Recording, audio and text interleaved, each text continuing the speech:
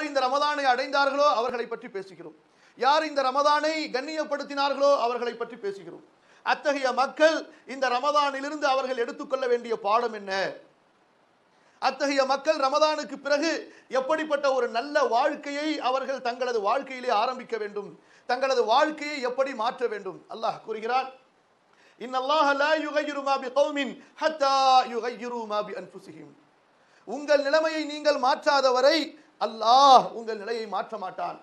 நீங்கள் முடிவு செய்ய வேண்டும், யா அல்லாஹ் நான் நல்லவனாக மாற வேண்டும், யா அல்லாஹ் நான் இறையச்சம் உள்ளவனாக மாற வேண்டும், யா அல்லாஹ் நான் பேணுதல் உள்ளவனாக மாற வேண்டும், யா அல்லாஹ் ஐங்கால தொழுகைகளை பேணக்கூடிய, ஜமாஅத்தை பேணக்கூடிய, சுன்னத்துகளை பேணக்கூடிய ஒரு நல்ல முஸ்லிமாக நான் மாற வேண்டும் என்று நீங்கள் உறுதி செய்து அதற்காக அழுது அல்லாஹ்விடத்திலே பிரார்த்தனை செய்யாத வரை அதற்குண்டான அருளை, அதற்குண்டான பாக்கியத்தை அல்லாஹ் கொடுக்க மாட்டான்.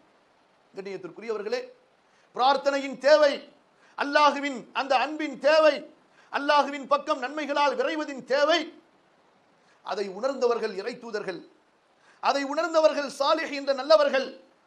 இப்ராஹிம் கலீலுல்லாஹ் அலைஹி ஸலாத்து வஸ்ஸலாம்